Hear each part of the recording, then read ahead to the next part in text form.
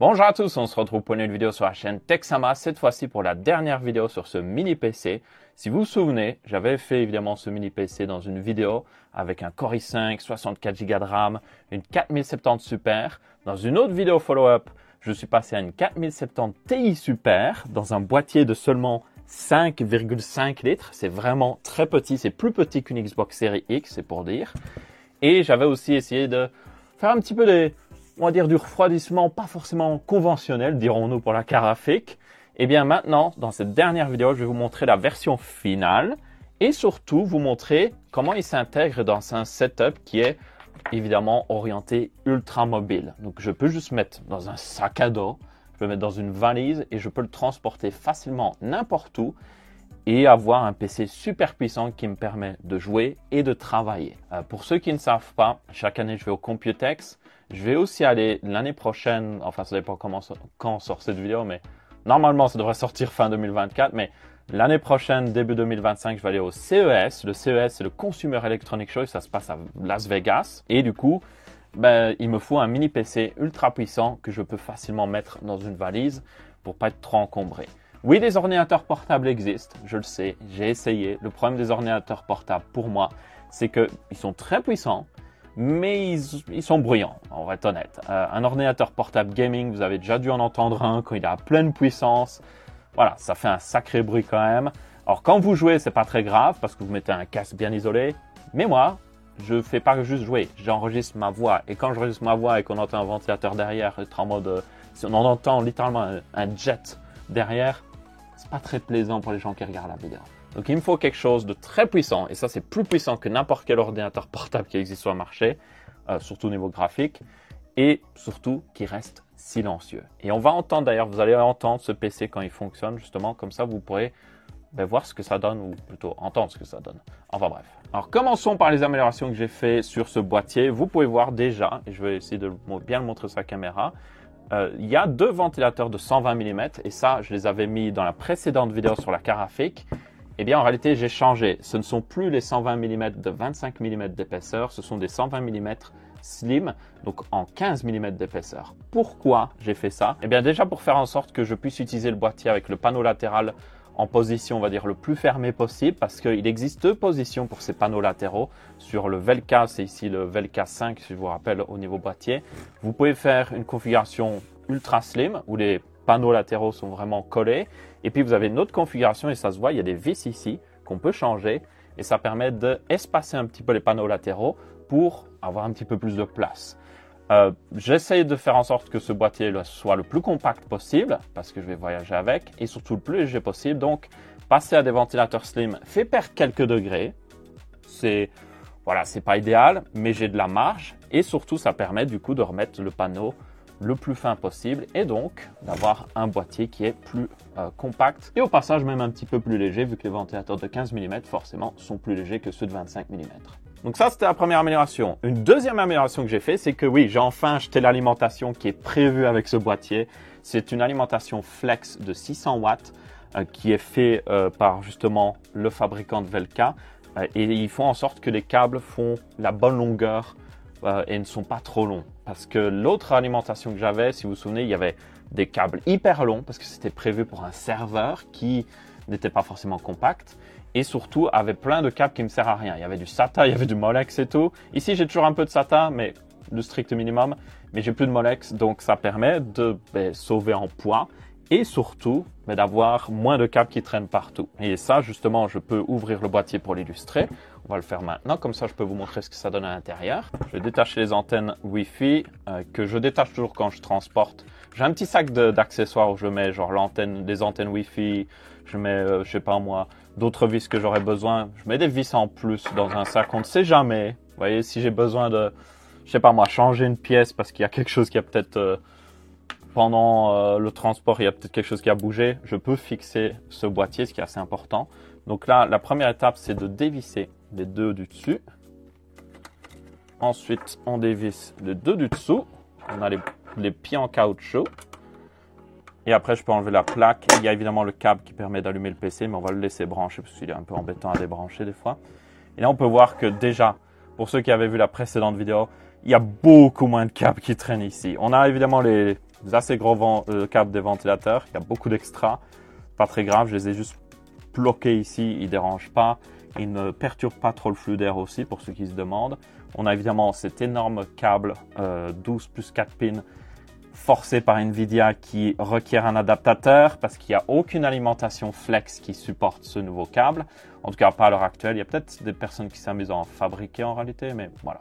Bref, dans tous les cas, c'est beaucoup plus libre. Vous pouvez voir que c'est beaucoup plus ouvert. Donc ça, c'est un gros point. Et voilà le PC pratiquement démonté parce que là, j'ai vraiment accès à tout. Et le plus important, c'est que vous avez les câbles SATA en plus ici. Ça ne sert à rien, mais c'est pas très grave. Avant, pour ceux qui se souviennent, il y avait plein de câbles ici. Je devais bourrer le panneau latéral. J'en rajoutais aussi derrière la carafique. C'était juste abusé. Donc là, c'est beaucoup plus clean. On a accès à tout. Il y a aussi un détail que certaines personnes vont remarquer, c'est que en plus d'avoir changé l'alimentation, j'ai même changé le ventilateur de cette alimentation parce que maintenant, on reconnaît la couleur des ventilateurs Noctua, ce beige mélangé au brun. Et pourquoi j'ai fait ça? Parce que le ventilateur qui est fourni avec cette alimentation est un peu plus brillant que celui de l'alimentation Silverstone. Donc en réalité, la Silverstone selon moi était pas mal silencieuse, elle était vraiment bien. La nouvelle alimentation était mieux au niveau des câbles, mais le ventilateur faisait plus de bruit. Comme quoi, il n'y a rien de parfait. Donc, j'ai changé le ventilateur, littéralement. Je déconseille à beaucoup de gens de le faire parce que ouvrir une alimentation de PC est extrêmement dangereux. Pour ceux qui ne savent pas, vous avez des composants qui sont du coup dans cette alimentation qui maintiennent une charge électrique. Et cette charge électrique sur certains de ces composants est suffisante pour littéralement tuer quelqu'un. Bon, ça dépend des personnes. Certaines personnes n'auraient pas de problème, mais d'autres personnes, ça pourrait leur faire une crise cardiaque ou autre chose. Donc, je vous déconseille formellement de démonter une alimentation si vous ne savez pas un minimum ce que vous faites ou si vous ne prenez pas un minimum de précautions. Maintenant, je dis ça, mais je l'ai démonté et j'ai mis un autre ventilateur. Mais c'est pas grave. Ce ventilateur est d'ailleurs branché à carte mère parce que le ventilateur de 40 mm de chez Noctua, il y a inclus un truc qui permet de pas souder les câbles, mais vous pouvez mettre des câbles dedans et puis vous serrez, c'est censé pincer les câbles pour faire passer justement le courant électrique. J'ai essayé d'utiliser ça, ça ne marchait pas très bien, le ventilateur ne tournait pas. Donc au lieu de souder, j'ai tout simplement branché le ventilateur dans la carte mère et dans la carte mère du coup, je régule celui-ci selon la température du CPU. Donc en toute logique, quand le CPU est en charge, ça consomme sur l'alimentation et donc le ventilateur ne tourne plus vite. C'est pas parfait parce que ce qui consomme le plus, c'est évidemment l'autre composant qu'on a derrière, qui est la carte graphique. Et elle, évidemment, elle consomme beaucoup plus. Elle peut monter jusqu'à... Alors, j'ai refait un petit peu d'optimisation, et je vais en parler après, mais elle peut monter jusqu'à 200, 220 watts, peut-être même 240 watts si vous utilisez vraiment le full GPU dans OCCT, mais c'est pas très réaliste. Donc, c'est ça qui consomme le plus. Donc, pas parfait, mais en toute logique, quand j'utilise le CPU, enfin, quand j'utilise la carte graphique, c'est dans les jeux. Le CPU est censé tourner aussi.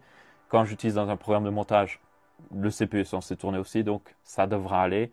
Mais pour ceux qui se demandent qu'est-ce qui arrive quand une alimentation surchauffe, elle va juste se couper. C'est pas idéal, mais elle va se couper.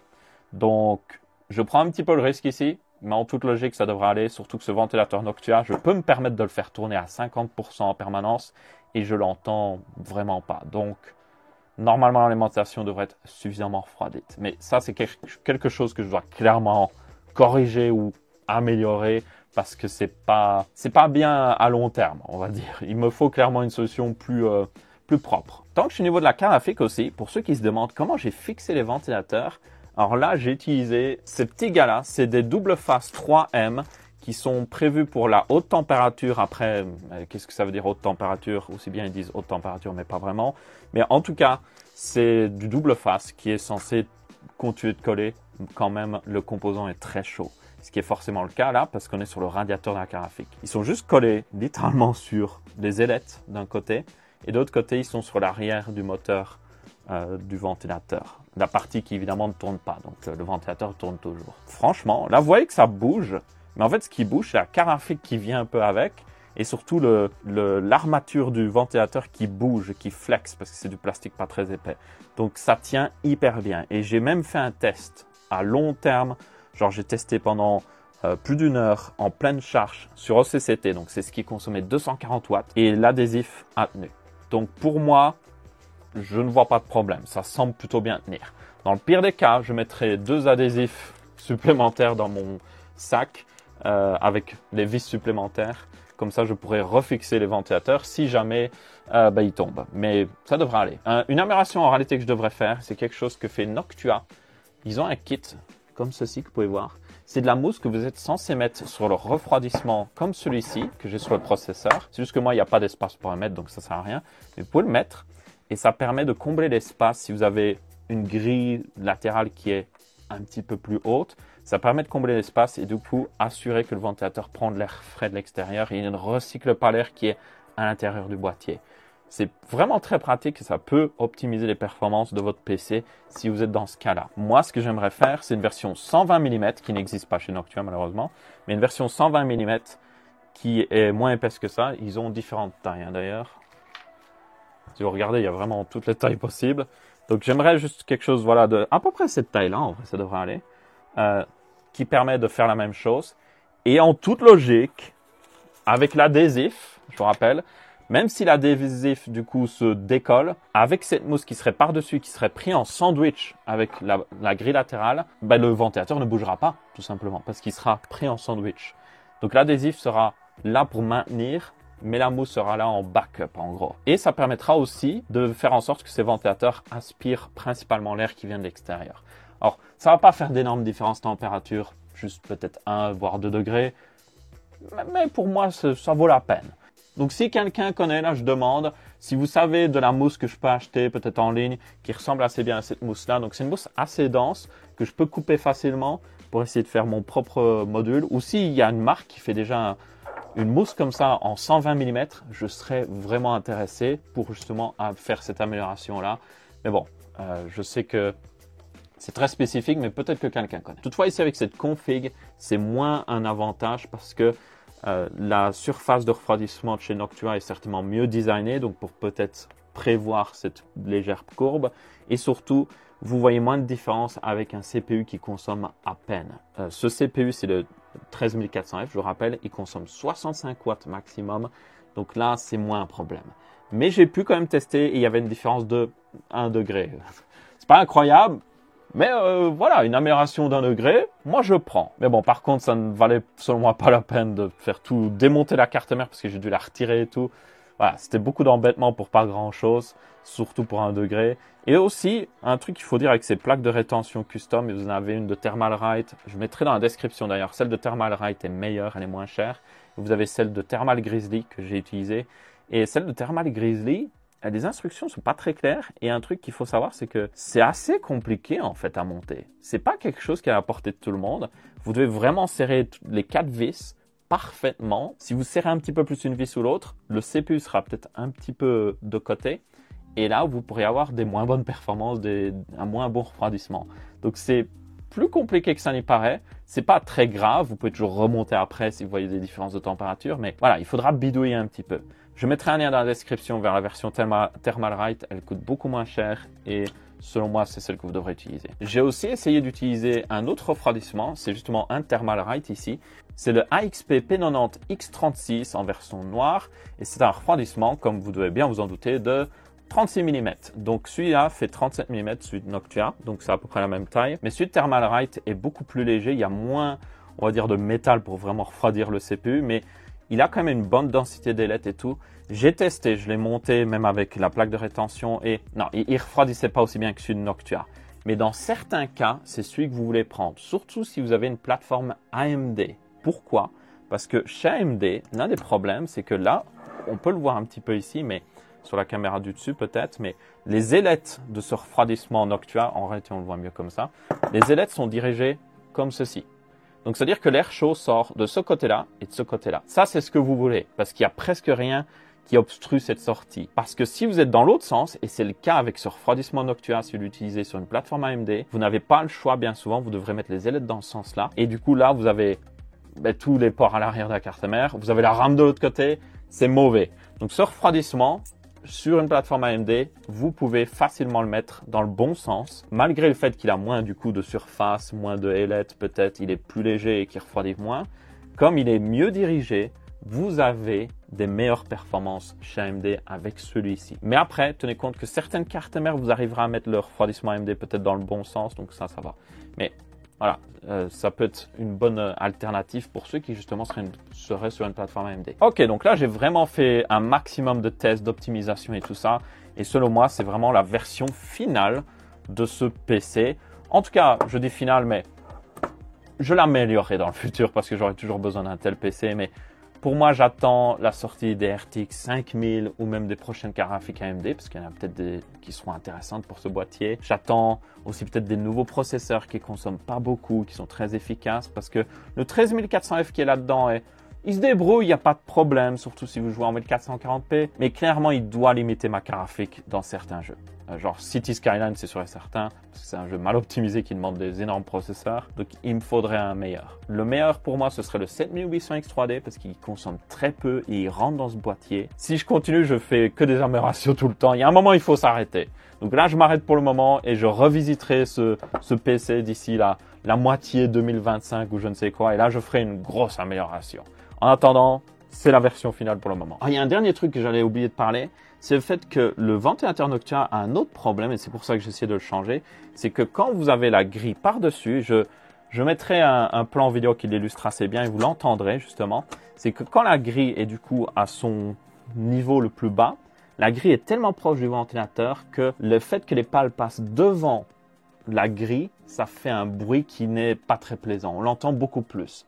C'est pas un bruit moteur ou autre chose, c'est vraiment juste le bruit de ces pales qui passent devant ces trous dans le boîtier.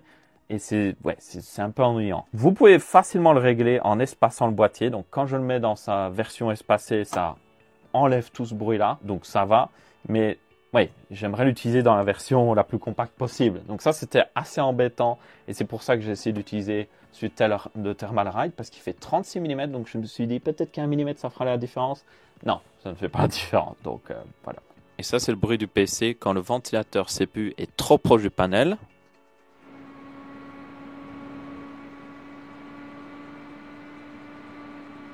Maintenant, ça c'est le bruit du PC avec le panneau séparé. On le voit d'ailleurs qu'il y a un espace supplémentaire ici, ainsi qu'ici.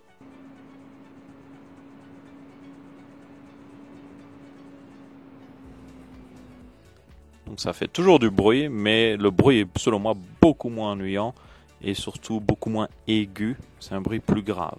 Maintenant, je vais refermer le boîtier. Je vais vous montrer comment je l'utilise avec un setup entier. Donc écran, clavier, souris, pour vous montrer à quel point c'est un setup qui, oui, prend plus de place qu'un ordinateur portable, mais qui est beaucoup plus puissant et qui reste assez compact. Fini de parler du hardware de ce PC, maintenant je vous propose de vous montrer comment il s'intègre dans un setup ultra mobile.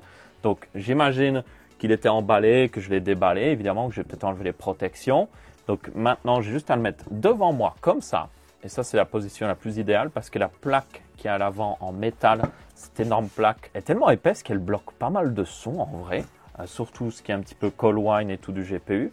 Donc je le mets parfaitement devant moi. En plus, ça me donne accès au bouton pour l'allumer. La deuxième pièce que j'ai besoin, c'est évidemment l'écran. Donc là, j'utilise un écran pendant que le câble se coince.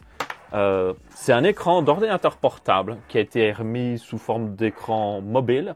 Vous pouvez en trouver facilement sur Amazon. Il y en a énormément. Là, c'est un 16 pouces en 2560 pixels par 1600. Donc c'est du 16 dixième. Il peut monter jusqu'à 120 Hz, c'est de l'IPS et franchement, il est vraiment pas mal. Et le plus important, c'est qu'il a une fixation VESA à l'arrière. Donc j'ai pu mettre...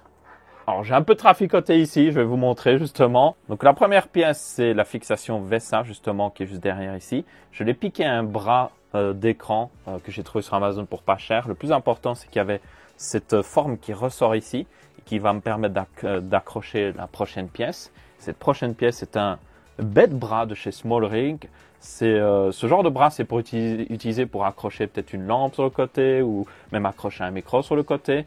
Mais là, j'utilise pour accrocher carrément l'écran parce que l'écran n'est pas très lourd de toute façon. Et puis après, le plus important, c'est ce gars-là. Cette plaque-là a des aimants dedans et du coup, je peux juste la mettre par-dessus le boîtier. Vous avez dû le voir, ça attrape le boîtier. C'est ultra puissant comme aimant. Et après, ça tient. Genre vraiment, je peux bouger. Alors, l'écran peut faire une rotation sur lui-même, donc c'est pour ça qu'il bouge, c'est pas très grave, mais la fixation en tant que telle et surtout l'aimant, je peux vous le dire, ne bougeront pas. C'est hyper bien aimanté et je peux aussi le mettre du coup comme je veux. Donc si j'ai du mal à le décoller, si je veux le mettre un petit peu plus à l'avant, je peux le faire. Si Je veux le mettre sur le côté, peut-être je peux le faire. Alors j'évite de m'approcher du slot PC Express parce qu'il y a tout le truc PC Express qui passe ici et je me dis c'est peut-être pas idéal d'avoir un champ magnétique à ce niveau-là.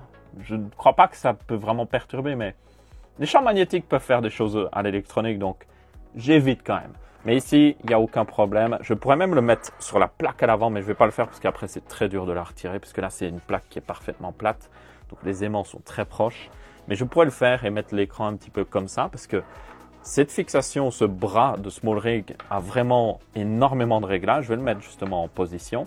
Et là, je vais le desserrer. Vous allez voir que, en gros, je peux vraiment dire « Oh, je veux que l'écran soit un petit peu plus devant. » Je peux le faire. Je veux le mettre vraiment droit. Je peux le faire. Je veux le mettre de côté. Je peux le faire. Tout est possible. Donc, je le mettrai à peu près comme ça. Et puis, je serre. Et puis, c'est bon. Alors, je l'aurai devant moi et en me mettant devant moi, je vois parfaitement ce que je fais. Donc, comme ceci. Mais bon, après, vous ne me voyez plus. Et donc là, l'écran est vraiment devant. Je n'ai pas besoin de regarder vers le bas, ce qui est mauvais pour la nuque. Je n'ai pas besoin de regarder vers le haut. Je n'ai pas besoin de regarder sur le côté. C'est devant moi. Et si je suis sur un bureau qui est plus haut, ben, je peux le mettre plus bas pour que ce soit vraiment toujours devant moi. Ça, l'ergonomie, c'est hyper important. Et c'est justement l'un des autres problèmes que j'ai avec les ordinateurs portables. C'est que c'était jamais devant moi. C'était plus genre, je devais regarder comme ça. C'est pas bien. C'est pas idéal. Au bout de quelques heures, je le sens un petit peu dans ma nuque. Donc là, je suis bien. Je peux me mettre droit. Il est un petit peu trop, mais c'est parce que j'ai mis ce bureau un peu plus haut que d'habitude. Mais je me mets comme ça et je suis bien, quoi. Donc là, ce serait la deuxième partie du setup. On peut le brancher. Donc j'ai un bête, c'est du mini HDMI. Alors certains écrans portables n'ont que de l'USB type C. Pas très pratique avec une carafe qui n'a pas d'USB type C directement. Prenez un écran qui a un mini HDMI ou même un full HDMI et après vous pouvez le brancher directement. Je le branche dans l'HDMI de la carafe parce que j'en ai un forcément. Et après, il faut une source d'alimentation pour l'écran. C'est un petit peu dommage ça, mais je peux juste utiliser un bête câble USB type C, un bête chargeur par exemple ici du Ugreen. Il faudrait aussi que je raccroche les antennes Wi-Fi en toute logique. Parce que bien souvent, comme j'utilise un peu en mode nomade ce PC, vous avez pas forcément un câble Ethernet à proximité. Donc, j'utilise évidemment ces antennes. Alors, on pourrait brancher un câble USB type C qui sort de la carte mère et qui alimente l'écran. C'est juste que j'ai pas beaucoup d'USB type C, j'en ai un seul. Donc, je préfère l'utiliser pour quelque chose de plus utile, notamment quelque chose qui a besoin de beaucoup de vitesse de transfert. Par exemple, brancher ma caméra quand je fais un texte à ma show à distance ou autre chose. C'est plus important. Mais je pourrais le faire. Mais c'est juste que comme j'ai déjà de toute façon une prise à proximité pour brancher l'écran, voilà, autant utiliser mon chargeur que j'utilise aussi pour charger mes autres appareils. Ok, donc on a l'USB type C. Je vais le brancher dans le premier et normalement l'écran va commencer à fonctionner d'ailleurs. Sur ce genre d'écran, des fois vous avez un mode test qui s'active des fois. Je ne sais plus comment on le désactive, il me semble que c'est en maintenant ce bouton-là. Très embêtant. Je peux dire c'est très embêtant. Je ne sais jamais des fois comment le redésactiver, mais en toute logique, c'est le cas. Ensuite, on a un clavier. Ici, c'est un clavier de chez Keychron. Je ne me souviens plus exactement de la référence, mais c'est un excellent clavier. 96%. Donc, il est très similaire à celui d'Asus que j'utilise sur mon PC principal. Ici, j'utilise pour mon PC secondaire en réalité. Mais il est très compact. Mais il est un petit peu lourd. Donc, en réalité, je vais passer à un autre clavier. Mais pour illustrer, je vais utiliser celui-là. Je vous mettrai un lien dans la description vers ce clavier-là. Il est franchement, selon moi, très bon pour le prix.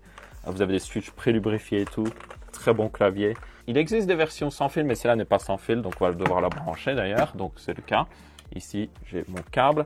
J'ai aussi une souris sans fil. Idéalement, oui, un clavier sans fil serait mieux, mais le problème du clavier sans fil, c'est qu'il y a une batterie dedans, donc ça rajoute du poids. Donc j'essaye de garder le poids le plus léger possible. Et je vais parler d'ailleurs poids juste après. Donc je branche à l'arrière. Voilà mon câble d'alimentation. Je rappelle que l'alimentation est intégrée au PC, donc ça c'est vraiment très pratique pour que ce soit compact. J'ai désactivé le RGB, il se désactive au bout d'un moment. Donc quand ça boot, on voit le RGB de la RAM qui ne sert pas à grand chose, mais ça va finir par disparaître. Et voilà, alors on ne me voit pas d'ici, mais c'est pas grave. Le PC est lancé, juste à activer la souris, et là il est fonctionnel. Donc je peux vous montrer, j'ai bien une image qui sort, je peux vraiment l'utiliser comme un PC normal. Or, ça c'est sa forme la plus basique, donc vraiment clavier, une souris, l'écran et c'est tout. J'ai une version un peu plus avancée où je peux avoir une interface audio, où je peux avoir un deuxième écran, ce qui est très pratique pour enregistrer des vidéos, mais ça demande un peu plus de setup. Donc là, je vous montre juste la version la plus basique, la plus compacte. Alors le setup pour moi comme ça est déjà très bon. Il y a toutefois des améliorations que je ferai certainement. Je sais que maintenant vous avez des écrans, il y a UPerfect qui fait un écran portable comme ça de 16 pouces en OLED 120 Hz en 1440p. Il a l'air génial, il faudrait que j'essaie de les contacter parce que j'aimerais beaucoup avoir cet écran en vrai.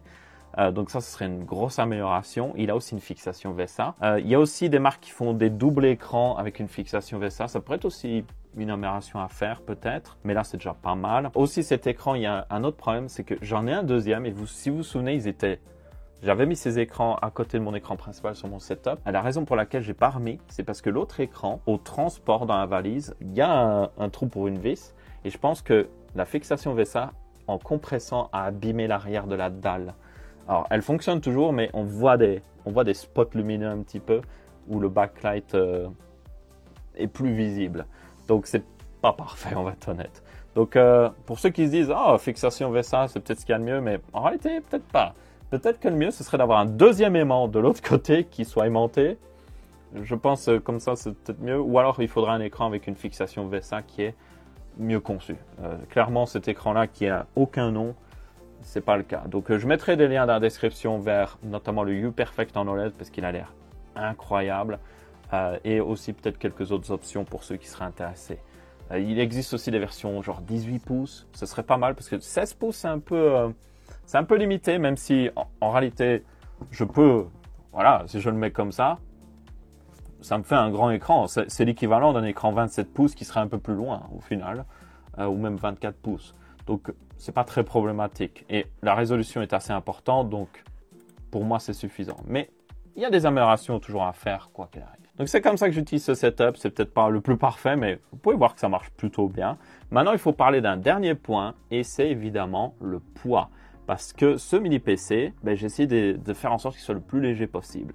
Et au niveau poids, maintenant, il est sous la barre des 5 kg. Donc oui, il est à moins d'1 kg par litre.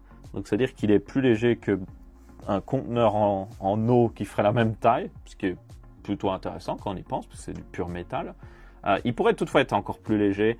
La construction du boîtier est en acier, ce qui est très résistant, mais rajoute énormément de poids. La plaque à l'avant fait pratiquement 900 grammes, pour information. Donc, juste changer la plaque avant par la fibre de carbone, je pourrais gagner 600-700 grammes facile. Donc ça peut être une amélioration à faire. Peut-être même les plaques latérales aussi. Peut-être même faire en sorte que la plaque latérale qui est en face du CPU, si je fais autre chose, peut-être faire en sorte que le trou d'air pour le CPU soit designé différemment pour que quand les pales passent devant, ça fasse moins de bruit. C'est tout à fait une possibilité. Donc le PC en lui-même fait 5 kg. Les autres composants, j'ai pas trop vérifié en réalité. J'ai une balance ici qui me permet de regarder, mais pour le reste, genre une souris sans fil, c'est pas grand-chose, mais voilà. Oh, c'est 105 grammes. Ouais, ça va quoi. Le clavier, celui-là, il est assez lourd. Ça, je vais être très honnête. Ouais, il fait 1,1 kg. Il y a plus léger. J'ai trouvé un autre clavier encore un peu plus compact qui fait 550 grammes. Donc, c'est celui que je vais utiliser. Donc, je vais partir du principe que c'est le poids. Donc, on est actuellement à 650 grammes. Clavier souris. Plus le PC qui est, on va dire, à 4,8 kg si je me souviens bien. La dernière truc qu'il faut peser, c'est l'écran en fait. Je suis assez curieux de voir ce que ça donne au niveau de l'écran. Je vais peut-être juste éteindre le PC avant. 1,1 kg basiquement. Un peu lourd, surtout avec la fixation. À mon avis, c'est la fixation qui rajoute le gros du poids et les aimants. Pas parfait. Là aussi, il y aurait clairement moyen de peut-être trouver une meilleure solution pour accrocher l'écran au boîtier. Si le boîtier était conçu pour vraiment avoir une fixation spéciale pour l'écran, ce serait parfait. Peut-être une fixation Arca Suisse, si je me souviens bien. Vous avez des trucs que vous pouvez glisser en rail. Pour les caméras, c'est souvent utilisé. Il y aurait moyen d'améliorer ça. On avait combien? 800 grammes pour les périphériques. Donc le setup entier, c'est genre 7 kg. Oui, c'est beaucoup plus lourd qu'un ordinateur portable, mais c'est beaucoup plus puissant et ça reste suffisamment compact pour mettre ça.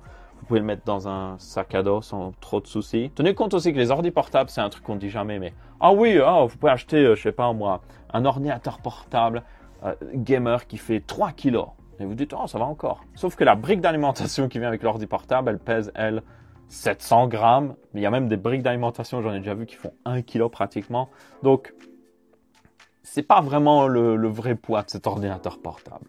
Mais clairement, oui, c'est plus lourd qu'un ordinateur portable. Ça, vous pouvez un mini clavier, plus la souris, plus même l'écran, vous avez un truc de transport que j'ai ici. Vous pourriez mettre ça dans un sac à dos et ça passerait quoi. Oui, votre sac à dos sera un peu lourd, mais vous avez un setup de jeu entier ultra puissant. Donc moi, je pense que ça vaut la peine. Mais enfin bref, il y a toujours moyen de faire des améliorations. Donc ça, on le verra dans une prochaine vidéo, ma foi, l'année prochaine, où je passerai à la version 2. Là, c'est la version 1. Donc la version 2, peut-être que je trouverai un autre boîtier plus intéressant. Peut-être que je personnaliserai certaines parties de ce boîtier pour être en fibre de carbone, pour économiser du poids. Il y a beaucoup de choses qui seront à faire. Si vous avez des recommandations, si vous avez des suggestions, peut-être de produits qui existent ou autre chose, je serais curieux d'en entendre et d'avoir un petit peu des conseils de votre part. En attendant, vous aurez aussi dans la description des liens vers certains des produits que j'ai montrés ici. Ça permet de soutenir la chaîne, donc un grand merci si vous suivez justement ces liens et que vous achetez quelque chose. Et du coup, on se retrouve après une prochaine vidéo. N'hésitez pas à laisser votre avis, que ce soit en pouce bleu, pouce rouge ou en commentaire. Je vous dis ciao, ciao.